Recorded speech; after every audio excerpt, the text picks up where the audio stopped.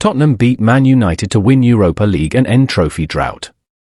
Postecoglou has ended Tottenham's trophy drought.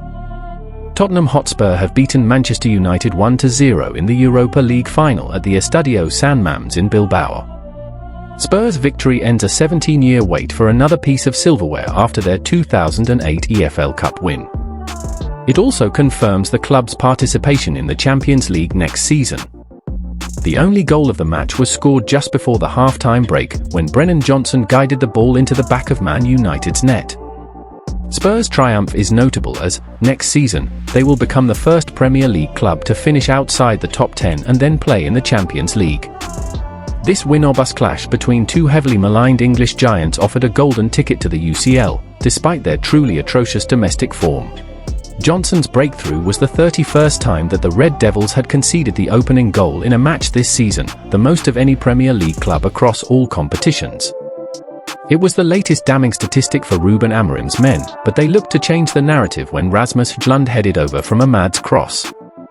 Tottenham's defending hardly inspired much confidence, with Guglielmo Vicario just about managing to thwart Lainari Euro from Bruno Fernandes' set-piece.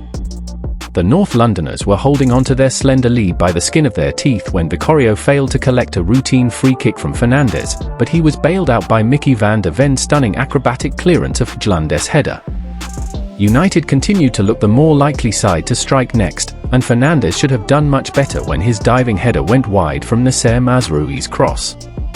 Amorim introduced Alejandro Garnacho as part of a double change with Joshua Zirkzee, with the former almost making an immediate impact after forcing Vicario into a fine one-handed save.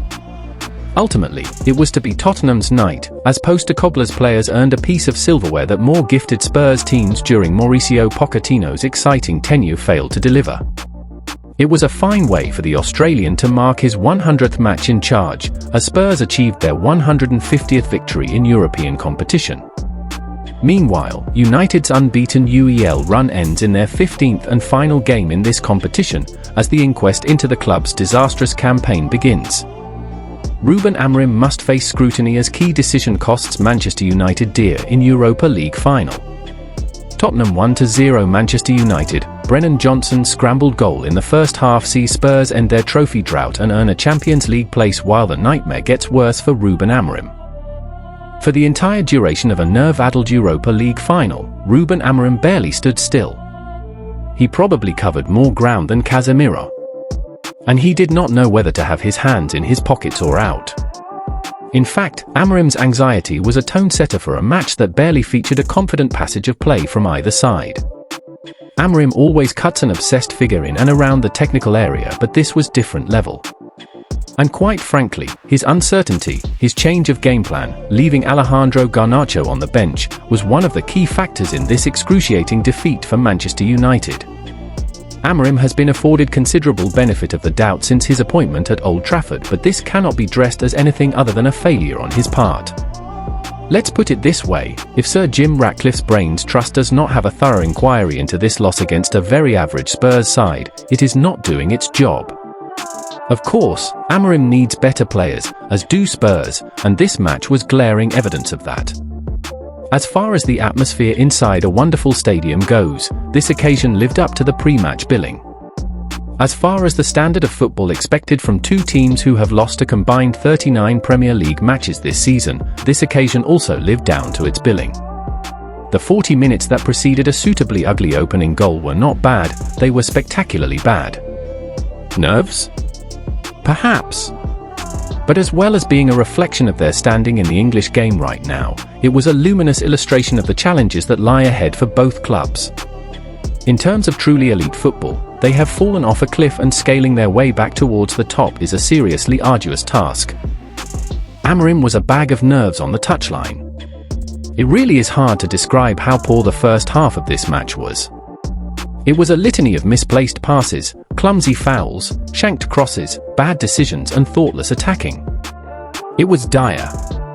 It probably did not help that both managers had been a little conservative in their team selections and setups, but even so, the failure to be able to do the basics correctly was startling. And most of us knew how poor these teams were. In United's case, this was indeed further evidence that the level of squad overhaul needed is extremely high. But one player who will be a big asset going forward is Amad Diallo. For good portions of this match, he was the only player worth watching, a player with both the attitude and technique that can make things happen. To be fair to Spurs, they were missing a couple of players who have that same mindset, but they were still surprisingly afraid to commit men forward. Brennan Johnson scores Tottenham's winner. And that fear was only heightened by Brennan Johnson's goal. With a nod to Ange Postecoglou's famous soundbite, "It certainly wasn't who they are, mate." To sit so deep was a risk, but apart from one dramatic Mickey van der Ven clearance, they rarely looked in truly serious danger of conceding a goal that would have taken the final into extra time. And that is because United were frantic and lacking calmness and composure. They had taken their lead from their manager, and it cost them dear.